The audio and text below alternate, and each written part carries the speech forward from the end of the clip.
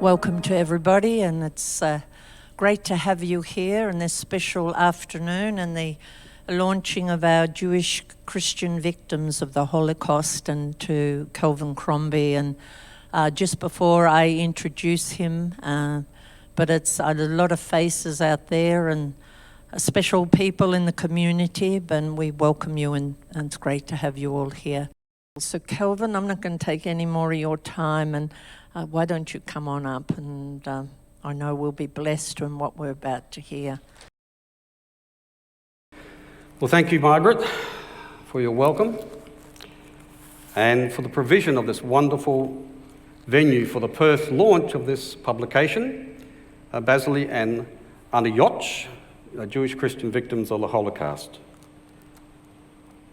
An undertaking such as this could never be done alone. It is actually the hardest project I've worked on by a long stretch. There have been many who have encouraged and supported me throughout this project, and for each and every one of you, I say a very sincere thank you. I will not name you by name because I always forget somebody. I would also like to acknowledge those present who are personally connected to the subject of the Holocaust, especially the children of Holocaust survivors.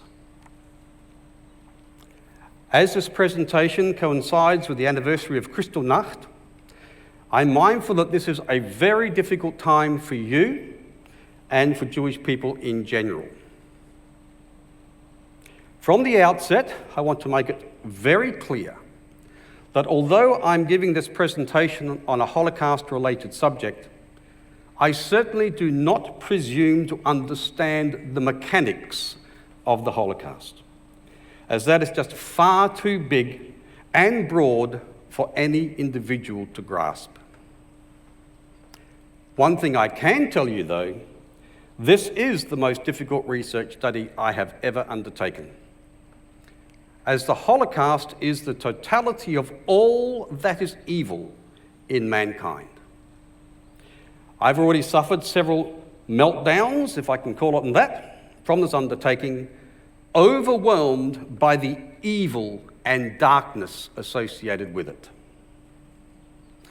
Jeremiah was right when he wrote, "The heart is deceitful above all things and desperately evil. Who can know it?"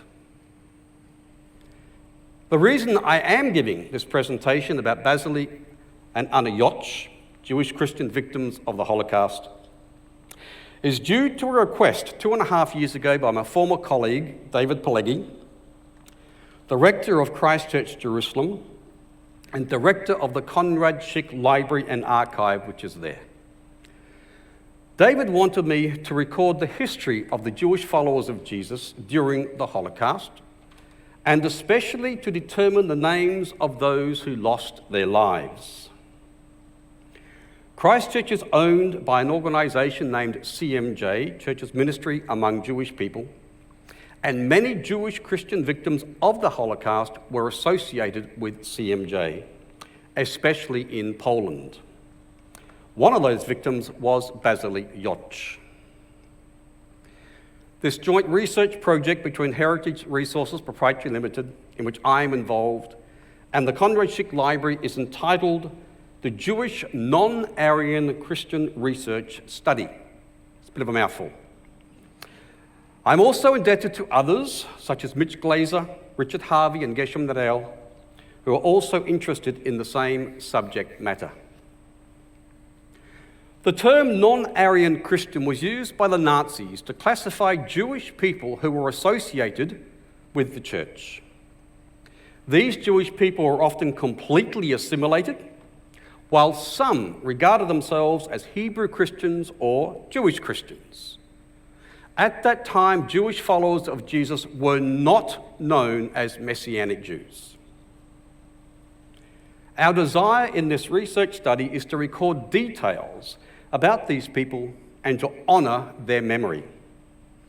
How many people today even know that there were possibly tens of thousands of such victims, let alone honour their memory?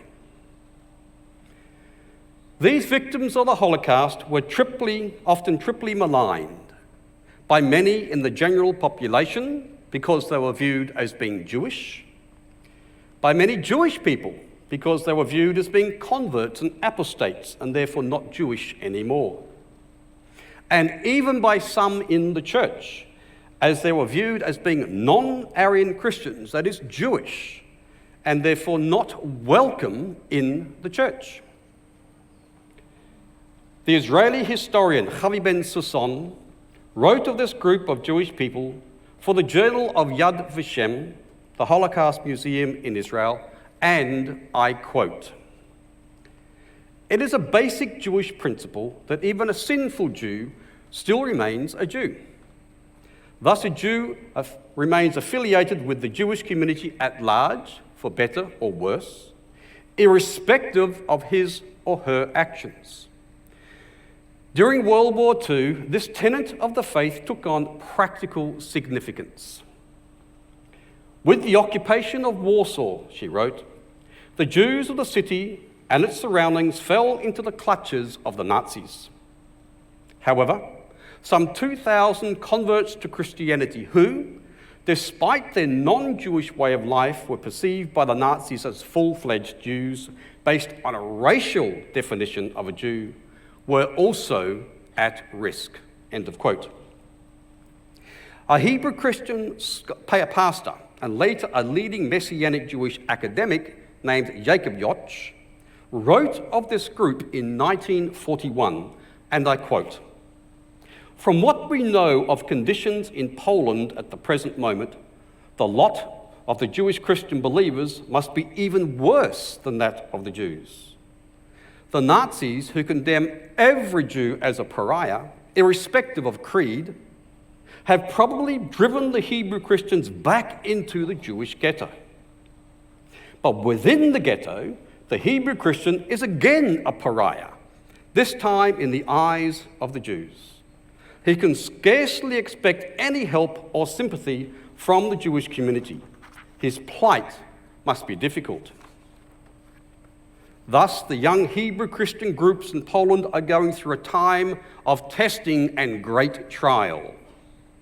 Their temptation to deny or renounce Christ must be great.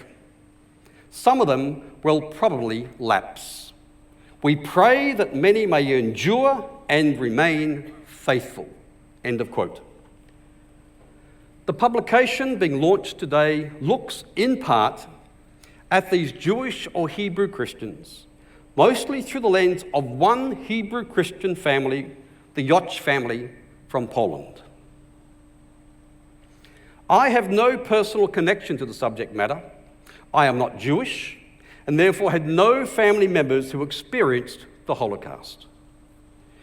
During my 24 or so years in Israel, however, I came to know many Messianic Jews, including the two pastors of the Messianic congregation I was part of, who were children of Holocaust survivors. But when I was a young boy growing up in Barbican in rural Western Australia, I became aware of the Holocaust, especially by reading about it, initially in Purnell's History of the Second World War encyclopedia. There was one whole section dedicated to Hitler's final solution to the Jewish problem. As a young boy, I was intrigued by the horrific photographs attached to the text, and a question became entrenched in my young mind. Who were these people, and why were they being treated so badly? Also, by the age of 10, I became aware of Israel, due to the Six-Day War and the presence of an Israeli family, the Fleischers, on a nearby farm at Barbican. On one occasion, while on a visit to the local news agency in Corrigan, when I was going in to purchase either a football or a cricket magazine, I noticed a book entitled Treblinka. Treblinka was one of the 5 Nazi death camps. I purchased that book instead. Now, what 12-year-old boy with no Jewish background does that? Then in my late teen years, I read such books as Mile 18 about the Warsaw Ghetto Uprising and QB7, also about the Holocaust, books which were purchased by my brother Grant and cousin Lindsay. Seeds were being sown relating to the subject matter. While gallivanting around Europe in 1978, I visited a number of Holocaust-related sites in Germany, Poland, and the former Soviet Union, including Dachau concentration camp and Warsaw, including the former ghetto where Myla 18 had been located. When I finally arrived in Israel in early 1979, the reality of the Holocaust became even more profound. Wherever I went, I met people whose entire families had perished, including those of my kibbutz parents. These were the remnant. One of the first places I went to in Jerusalem was Yad Vashem, the Holocaust Museum. It was not an easy place to visit, but over the following years, I found myself returning there often. That question, why, was always there, but there was never a desire to try to answer that question. After becoming a follower of Jesus, in 1981, I began to live in Jerusalem and had for a short time looked after a Holocaust survivor. This man had been badly beaten by the Nazis, yet had survived, although he was mentally damaged ever since. Later, I worked in a psychiatric and geriatric hospital in Jerusalem, and twice a week I was invited to go into the closed ward to assist with the dance and music therapy group. Numerous Holocaust survivors were located in this ward. This was a somewhat challenging and occasionally a frightening experience, but one that I will always remember. Each year, everyone living in Israel was confronted and reminded of the actuality of the Holocaust, in a special way on Yom HaShoah, Holocaust Day. Holocaust deniers really are from another planet, and I say that earnestly. Then in 2006, I joined with David Pelegi on a tour of Eastern Europe and visited numerous Holocaust-related sites, including Auschwitz. Visiting an actual death camp is quite different from visiting either Yad Vashem or a concentration camp. At this point, I should explain the difference between a death camp and the concentration or internment camp. There were literally hundreds of concentration, internment, or work camps spread throughout Nazi-occupied Europe. Many Jewish people were held in those camps, but also many non-Jewish people as well, including Polish intellectuals and Catholic priests, Jehovah's Witnesses, Roma and Sinti peoples, the Gypsies, homosexuals, and political opponents. Lexi's grandfather, A.A.L. Rutgers, for instance, was a political opponent of the Nazis in the Netherlands and was interned for some time in Buchenwald. And you'll see her on the picture that comes up. While her uncle Lex was a member of the Dutch underground and was interned at Sachsenhausen. But there were 5 specific camps designated to murder Jewish people. These were Auschwitz, which had initially been a Polish army barracks, Chełmno, which was mostly a mansion and burial grounds in nearby forests, as well as Belzec, Sobibor, and Treblinka. Once while on a visit to Warsaw, I took the train out to Treblinka and spent a half a day walking through where the camp had been and the surrounding forest. It was one of the eeriest experiences of my life. Between 700,000 to 900,000 Jewish people were sadistically murdered in that location. But despite such visits and exposure, I still had no desire to get too close to the subject of the Holocaust. No desire to go past a certain point. When you do investigative research, you will often invest yourself in the subject matter in order to better understand the mechanics of what you are researching. This way, you can hopefully communicate not just head knowledge, but something from deep down here.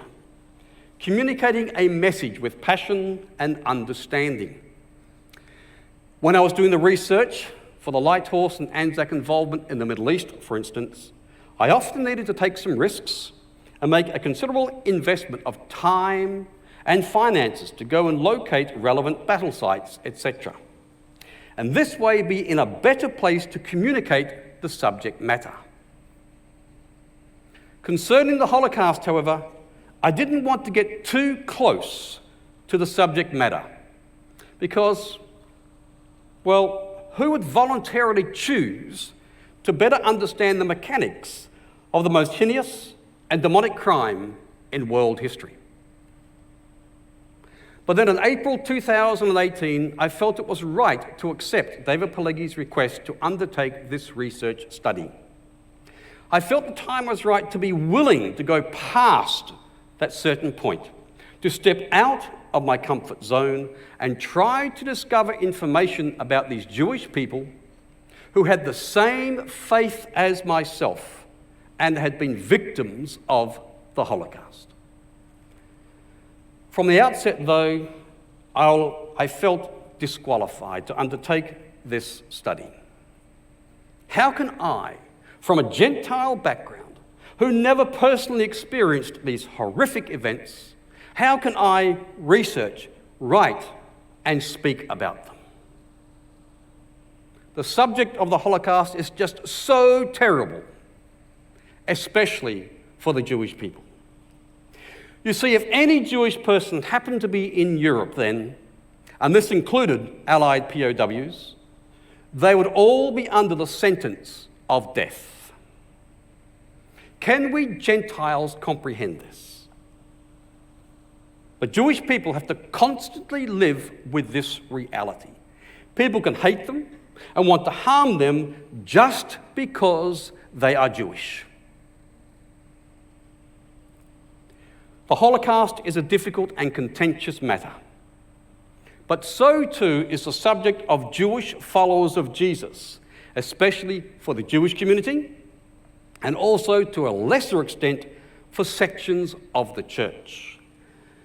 This research study and present publication deals with both of these matters together, and hence you might know why this was not an easy subject to work on.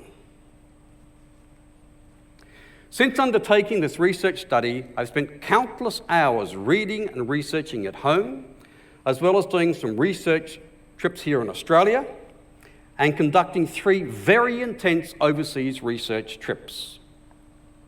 The first of these was in mid-2018 to Israel and included considerable time in the Conrad Schick Library and in Yad Vashem. Then it was on to Poland for a Holocaust-related tour organised by David Pileggi. This tour included time in a number of former ghettos, especially Warsaw, as well as visiting various burial sites in the forests. Many people are not aware that perhaps 2 million or more Jewish people were actually shot, mostly in Ukraine and Belarus, and were buried in mass graves in forests or at Jewish cemeteries. Many were also murdered in this way in Poland, and there are many such mass graves there as well.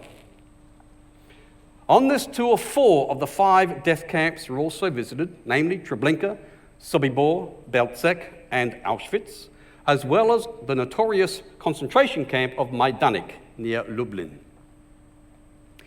The second research trip was to the UK, Canada, and the USA in late 2018, when I visited about 17 archives and collections, mostly from British and American evangelical organisations, which had functioned in Europe prior to the Second World War.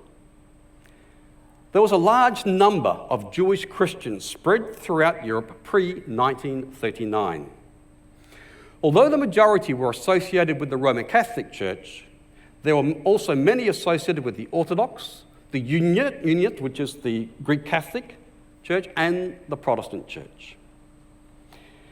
There were also many evangelical Protestant missionary societies from Britain, the United States, and numerous European countries, operating throughout Europe and especially in Poland. Many of these societies have historic collections and archives.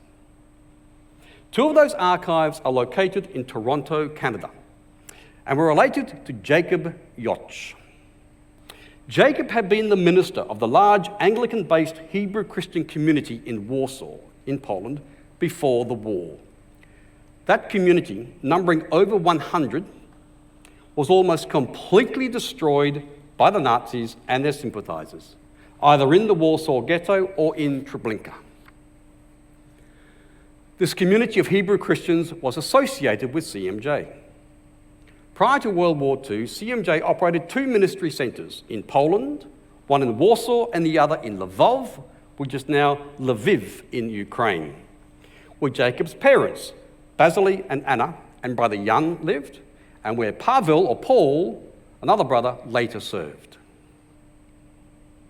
Jacob Yoch was outside of Poland the day the war broke out, on the 1st of September 1939, and could not return to Warsaw. He remained in Britain and therefore survived the Holocaust. When Poland was defeated by the Germans, it was divided into three regions. One region was annexed by the Germans. One region, which included Lvov, was annexed by the Soviets. And one region named the General Government, which included Warsaw, remained under German administration. While one of Jacob's brothers, Jerzy, remained in Warsaw and more than likely endured the ghetto experience, the remainder of the family were in Lvov, except for Jacob, who was in London. Although life was difficult under the Soviets, it was manageable. But then on the 22nd of June 1941, the Germans invaded the Soviet Union, and then life suddenly became unbearable for the Jewish people in that region, including the Yoch family. In order to survive, Vasily was hidden in a woodshed at the home of a Gentile Christian from their evangelical congregation. Anna remained in the house, which had been commandeered by the Germans, and passed herself off as a Polish Christian.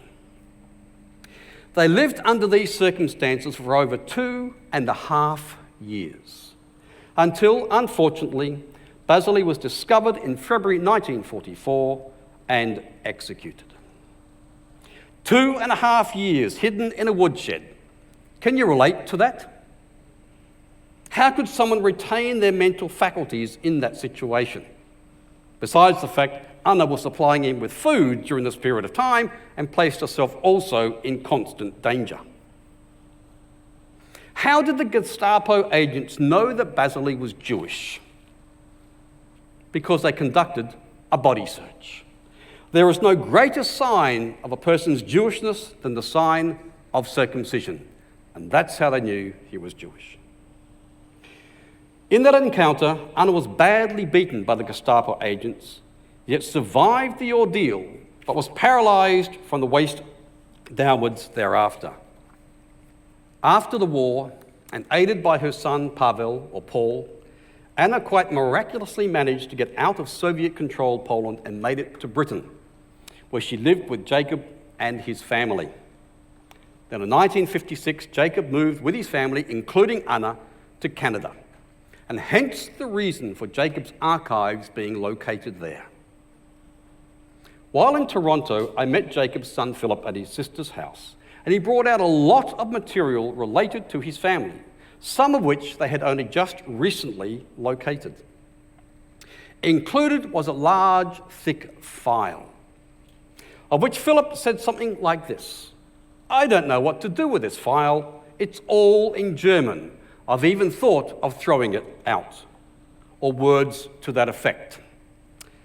Thankfully, Philip did not throw that file out. Virtually all of the above related information was found in what I call the German file.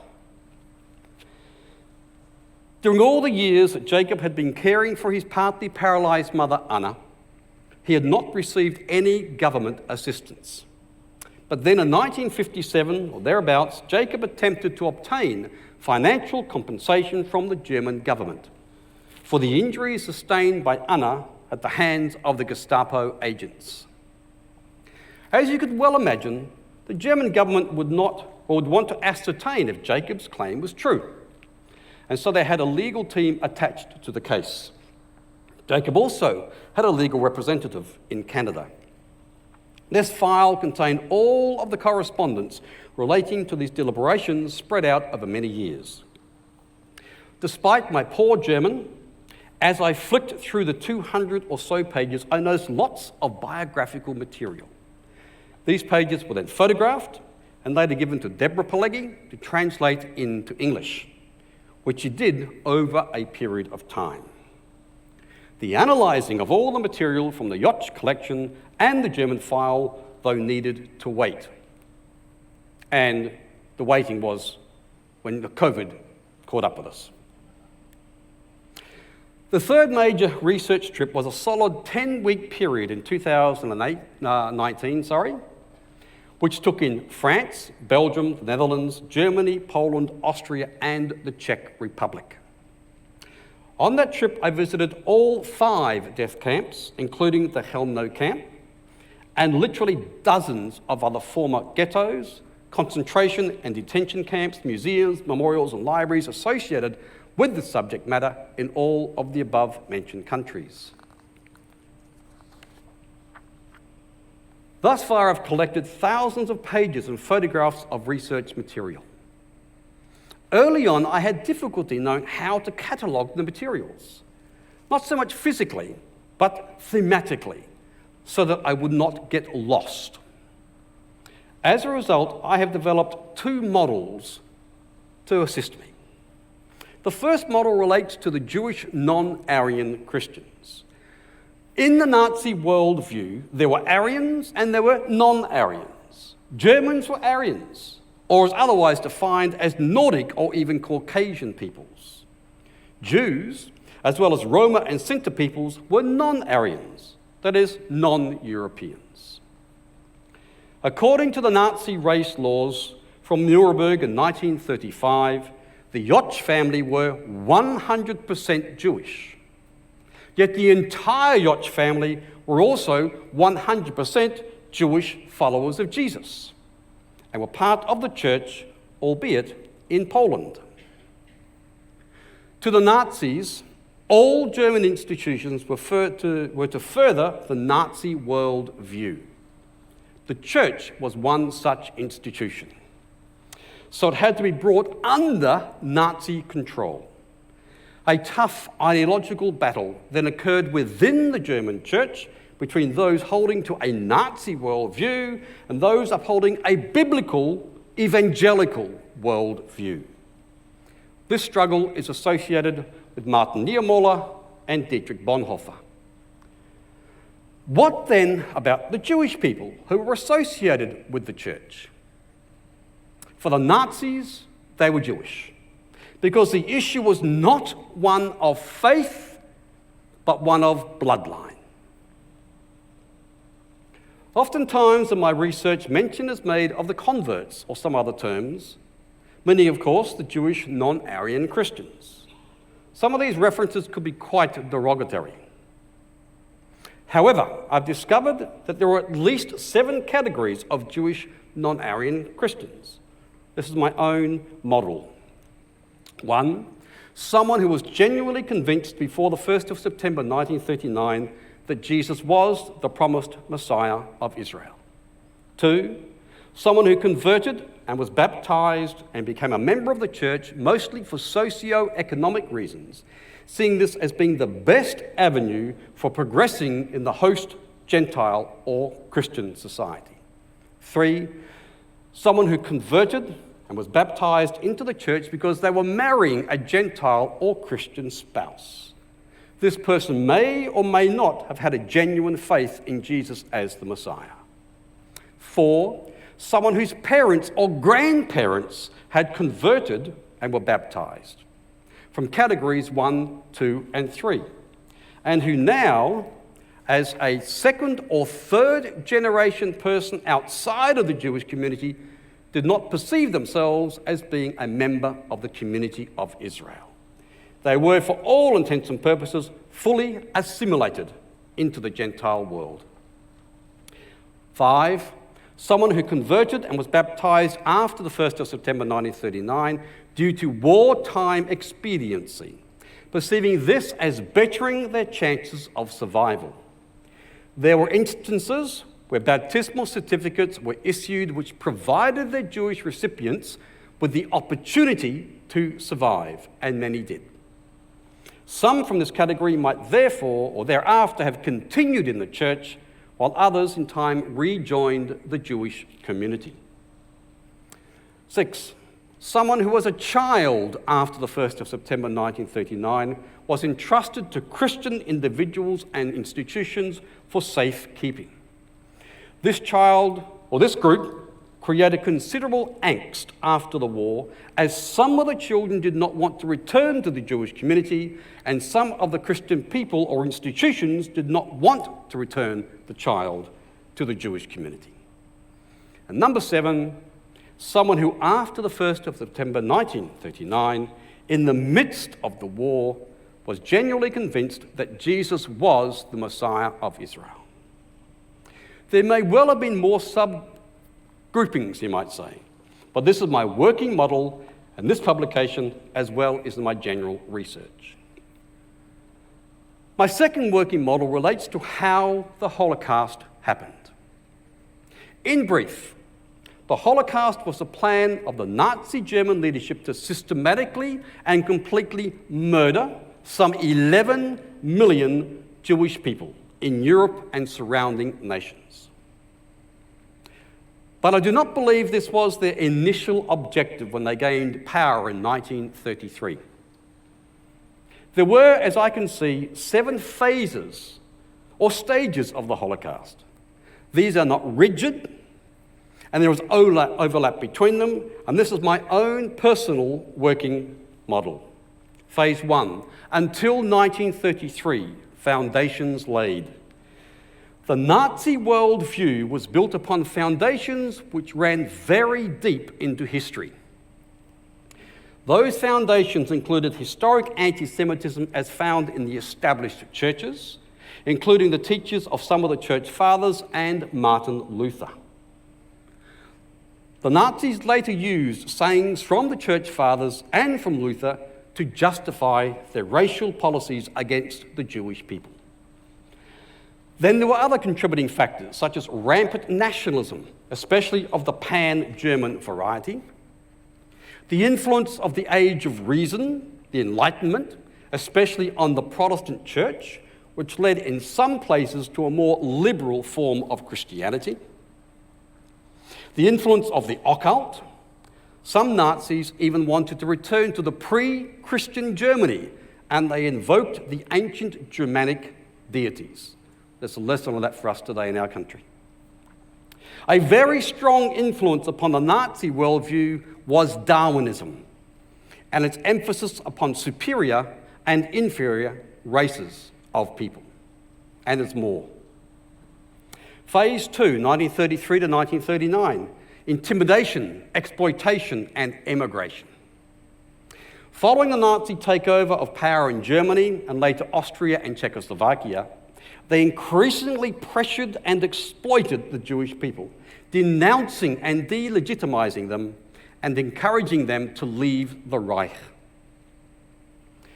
There were 3 major significant events in this process. There were many, but I've brought out 3.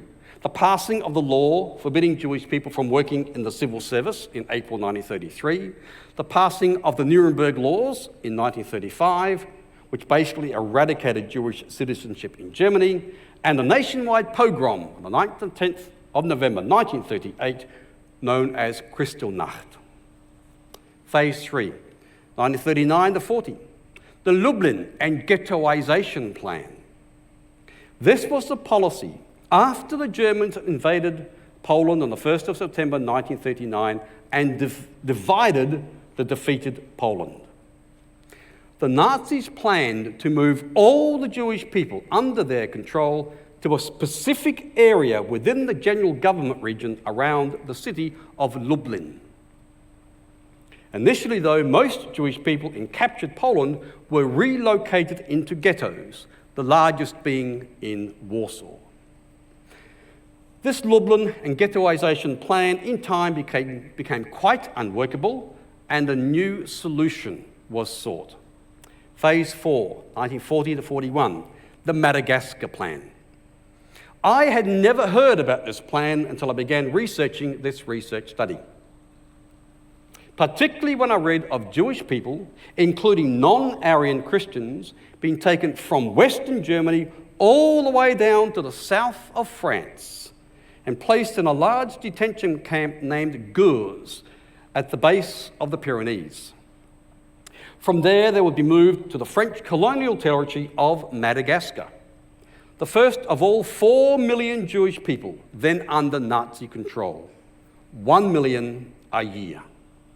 The person entrusted with developing this plan was Adolf Eichmann.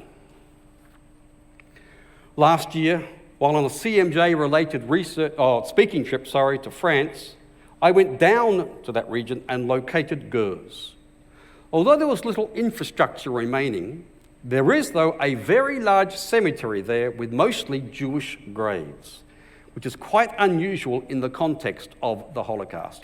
I even found evidence of congregations for both Jewish Catholics and Jewish Protestants at Gurs.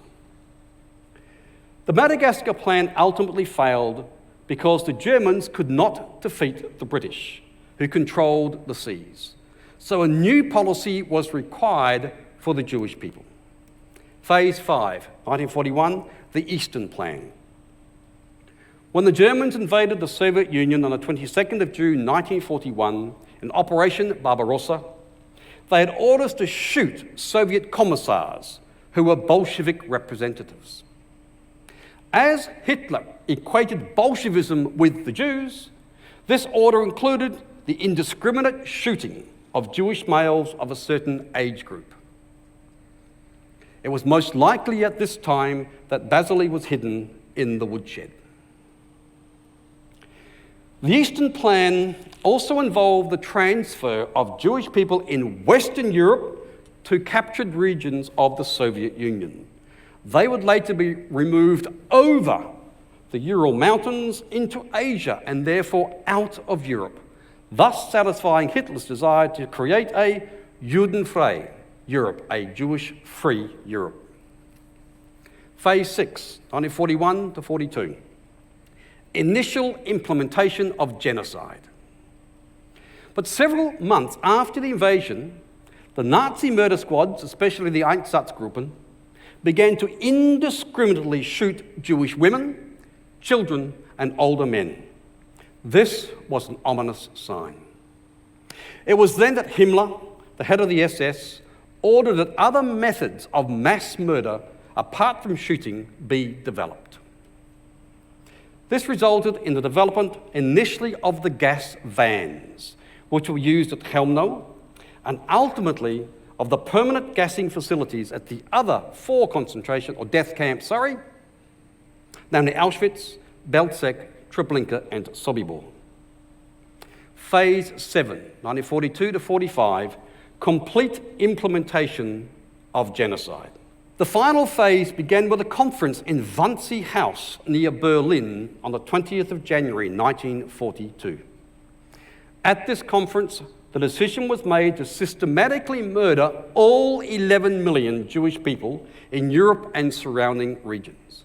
No Jewish person would be spared. Simon Rufus Isaacs, the Marquess of Reading, who wrote the foreword of the book, told me that he was earmarked for death even as a small child living in Britain, solely because he was Jewish. Thankfully, he said, the Germans did not conquer Britain. Following the Wannsee Conference, Jewish people throughout Europe were transported to one of the 5 death camps, or even murdered in other ways, especially through shooting. The murder of the remaining millions of Jewish people in Poland was named Operation Reinhardt. The Jewish non-Aryan Christians were caught up in these various phases of the Holocaust. These 2 models, as presented above, have enabled me to place much of the information gleaned in a manner which has assisted me in part to better understand the subject I am researching, which by now you can probably ascertain is a very deep and dark subject. But as you could well imagine also, there is then the challenge of being able to communicate this information in such a way that the message can be understood. How can this be done? After returning from the extended research trip in 2019, I had literally thousands more visuals and photographs to sift through. The first task was to compile the names of all the Jewish followers of Jesus from the Netherlands who were victims of the Holocaust. It would seem that there were at least 431 Jewish non-Aryan Christians from the Netherlands who died, mostly in Auschwitz and Sobibor. Then I again looked over the materials from the Yotch collection, including the translated documents from the German file. It was then that I realized that here was the possibility of communicating the broader subject matter by following the lives of this entire family of Jewish followers of Jesus from Poland. Here was a family who, according to the Nazi laws promulgated at Nuremberg in 1935, were 100% Jewish, yet the entire Yotch family were also 100% followers of Jesus. After receiving the endorsement and permission from Philip Yotch, this task then began in earnest earlier this year. In the book, there are a number of introductory chapters which endeavour to lay a foundation for understanding how and why some Jewish people followed Jesus as the Messiah and why most Jewish people did not. How and why Jewish people arrived in Poland, and how and why the Yotch family came to believe that Jesus was the Messiah. These chapters also endeavour to paint a picture of life for the Yotch family within the region of Poland during the years leading up to the outbreak of World War II. Throughout the chapters on the Second World War period, mention is often made of the challenges facing the Yotch family, as well as the sufferings and challenges of other Jewish followers of Jesus, including the deaths of numerous leaders of congregations and ministries in the Warsaw Ghetto, in the pogrom in Jassy in Romania, and being shot in the forests of Belarus and Lithuania. One particular situation was the deaths on one day of some 200 Jewish Christians in Chelmno. These were part of Leon Rosenberg's Bethel mission in Lodz, or Łódź, as well as many from the Messiah's Chapel in Berlin. The bulk of the narrative, though, revolves around what was happening in Lvov, and in particular around how Basili, Anna, Pavel, and his wife, Elizabeth, were trying to survive. To aid me in my understanding of Lvov, I've resorted to a book written by Rabbi David Kahana entitled Lvov Ghetto Diary. Rabbi Kahana survived the Holocaust and later became the chief rabbi of the Israeli Air Force. He survived because of the courageous role played by the Greek Catholic Archbishop Andrei Sheptytsky, who at the risk of his own life harbored them as well as many other Jewish people. The strain upon those in hiding, including Basili and Anna, must have been immense. What is quite amazing also is that Anna somehow managed to hide a young girl, presumably a Jewish girl, also during this time, and she survived the Holocaust. Unfortunately, there was an informant who told the Gestapo about Basili, and he was arrested just a few months before the Soviets recaptured Lvov. It is not known what became of the Gentile Christian who had hidden Basili, but he too is certainly a hero. Apart from Anna, Pavel, and Elizabeth, I have not located evidence of what happened to the other Jewish Christians in Lvov. The majority of those associated with CMJ's work in Warsaw perished, including Victor Weissman and his family. Victor was a close associate of Basili. There is evidence from some survivors from Warsaw. One of these wrote to Jacob, after the war, stating, and I quote, "I do not know what impression my letter would make upon you, but I can assure you that it is not a ghost who is writing, but a living person who regards Dante's hell as nothing compared with what has just taken place in our midst during the reign of the ingenious madman. But I am the same person who used to attend your services on Sundays. Pastor, I am so discouraged, and nothing will convey in human language my experiences, and yet there are others who suffered more. I can therefore modestly hold my peace." Another survivor, whose father worked for CMJ, sent a detailed letter with a graphic account of her experiences, including the death of her husband by starvation in the Warsaw Ghetto. But then she managed somehow to get into the Gentile side. This was a challenge because of her Jewishness, and she finally had to place her 7-year-old son in a Protestant orphanage. But she wrote, and I quote, "Unfortunately, after 3 months of stay there, he was discovered by the Gestapo and taken away forever." At the same time, in 1943, she wrote, "The Warsaw Ghetto was liquidated, and my mother found her death at the hands of the German Hitlerites." End of quote. All of the evangelical societies had similar reports. The Mildmay Mission wrote, and I quote, "First and foremost, there is the naked fact that 6 out of our 7 workers in Poland and the Baltic countries have perished. They're all Jewish.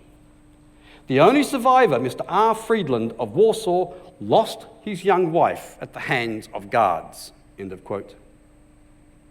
It is very clear that the majority of the Hebrew Christians in Europe, and especially in Poland, never survived.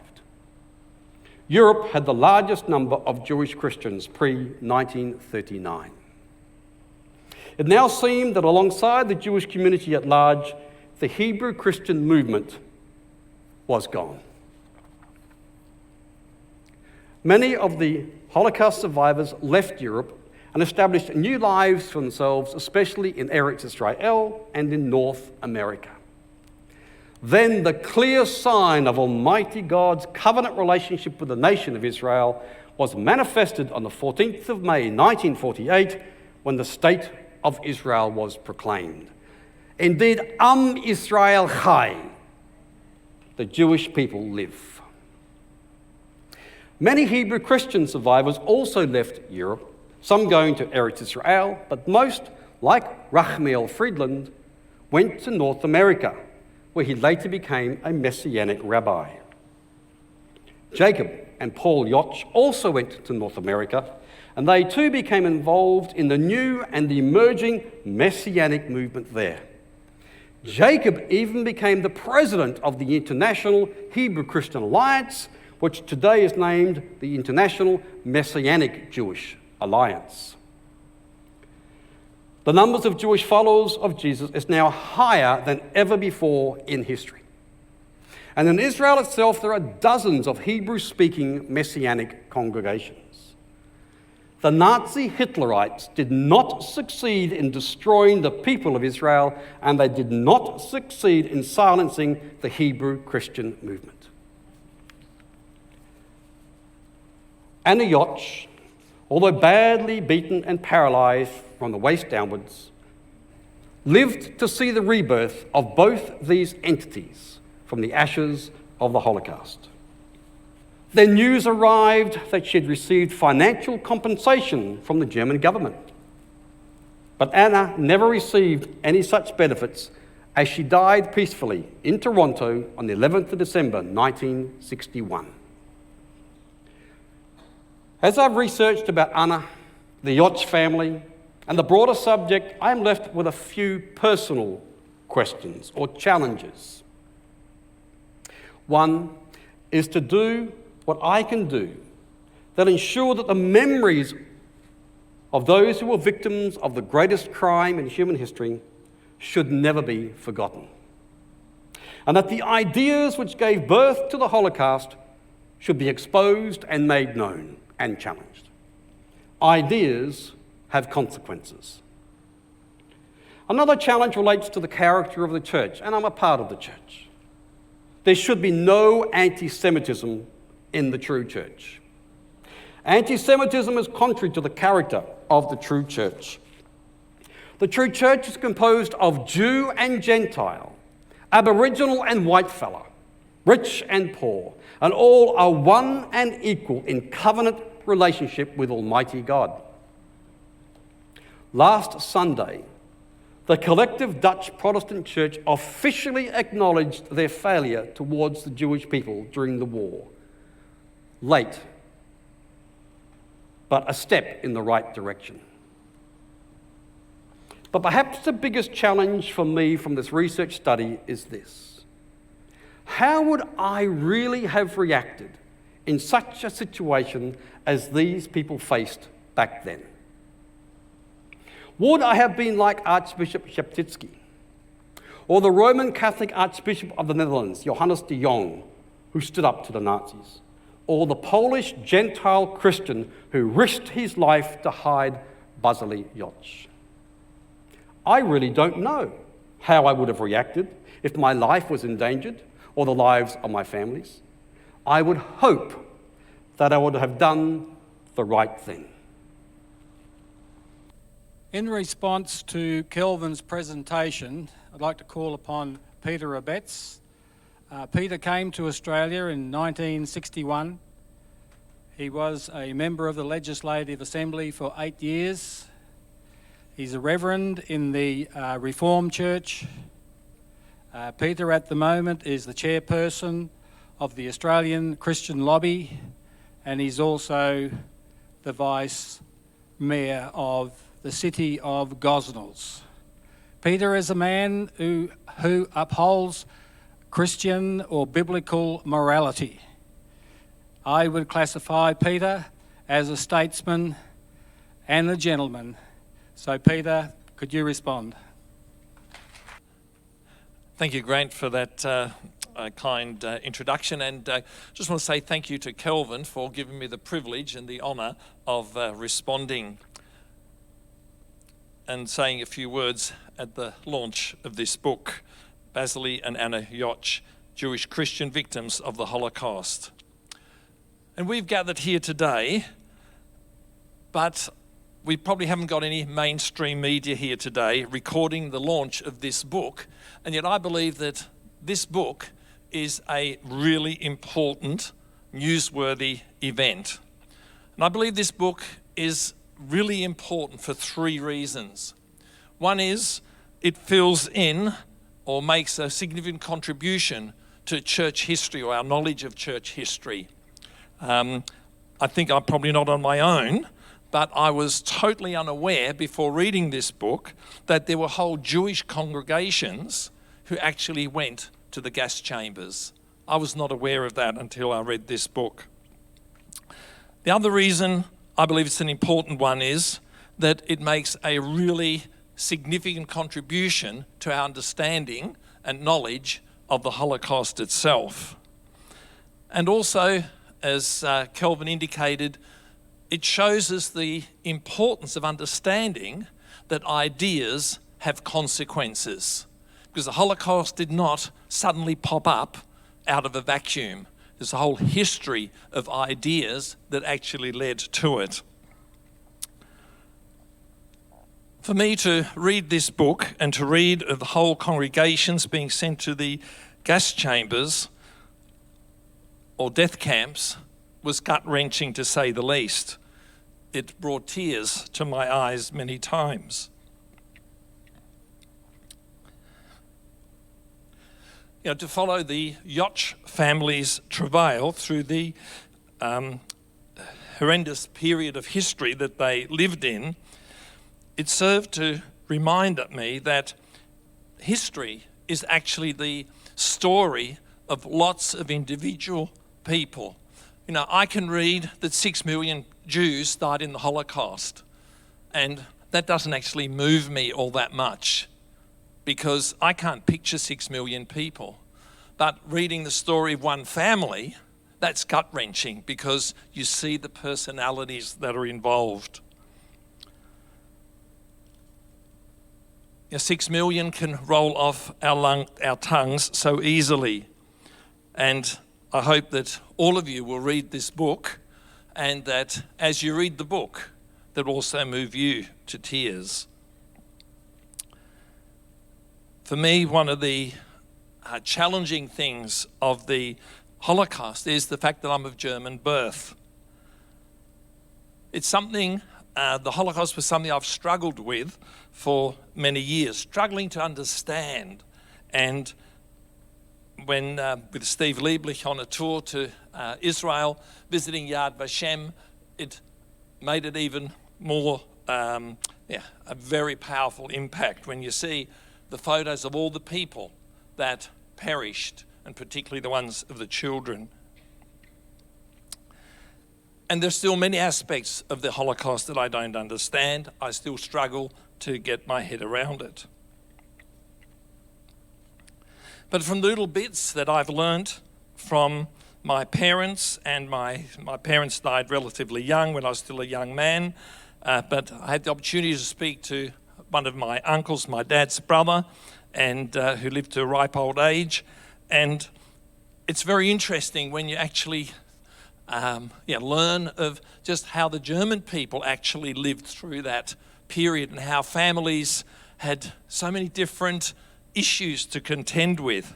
On my mother's side, her father was a civil engineer. He was the chief engineer of one of the largest building companies in Stuttgart in South Germany, and he refused to join the Nazi Party. Result, his company got 0 government contracts, which really made it difficult.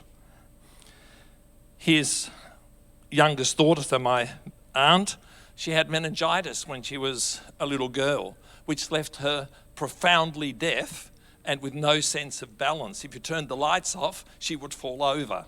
She needed eyesight to actually maintain her balance. My grandfather was worried that she would be picked up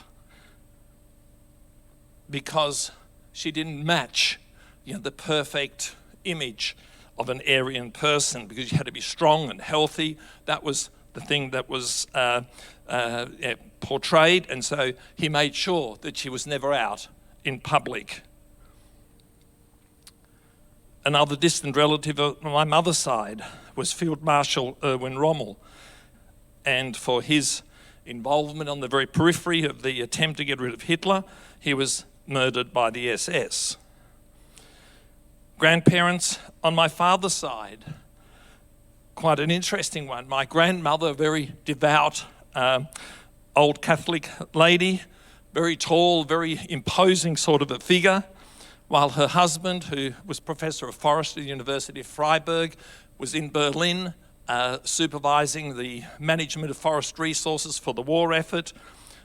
My grandmother hid a Jewish lady in their home in Freiburg. One day the German soldiers were door knocking to find people who were hiding Jews. And my grandmother's a very tall lady, quite a solid lady. She said, "Oh, don't you know who I am?" And said, "I'm Frau Professor Abetz's wife." And he's supervising the forest resources. Oh, the soldiers apologized. She gave them a cup of coffee and a bit of cake, and off they went, and they didn't go upstairs to have a look. But when my grandfather came home from Berlin on his visits, he was horrified to think that his wife had exposed herself to so much danger by hiding this Jewish lady, who incidentally survived the war. And then on the darker side, there is Otto Abetz, who was my great uncle, who was the ambassador to France, appointed by the Hitler people when they invaded France. And there's a whole history there, but time doesn't permit me to go into that. But the kind of, because I said to my uncle, I said, how did your uncle, so my great uncle, how did he go being the ambassador to France? Because he was obligated to send Jews to the concentration camps. The trains would leave Paris and off they would go. And because I know that my great uncle he was so horrified by what he saw as a soldier in the First World War that he was a devoted pacifist. How did that work? And I said, surely he would have resigned his post rather than sending Jews to the gas chambers.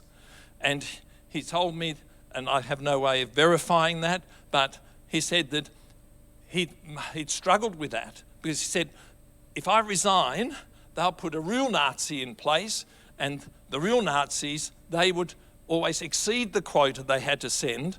My great-uncle never met his quota. He always got harangued by Berlin for not sending enough Jews on the trains. Now, what difficult decisions.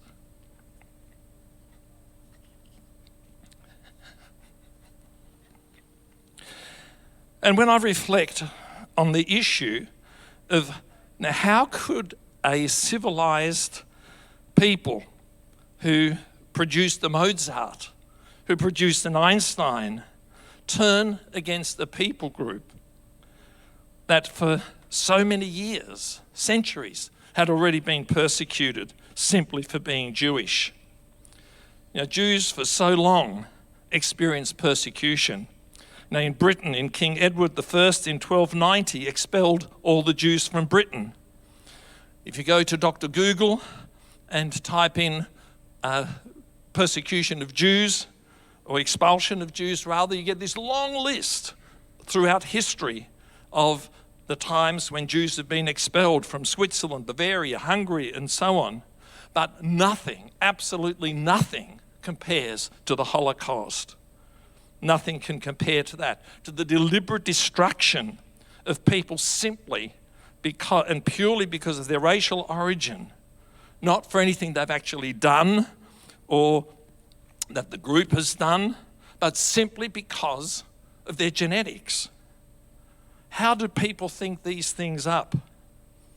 Sometimes people think that Hitler just suddenly came up with this crazy idea, but that's actually not the case. Ideas in societies develop over time. As Kelvin said, ideas have consequences, and sometimes appalling consequences. Tragically, the Darwinian thinking that some races are superior to others due to chance mutations over time allowed people to buy into that lie that Jews are subhuman.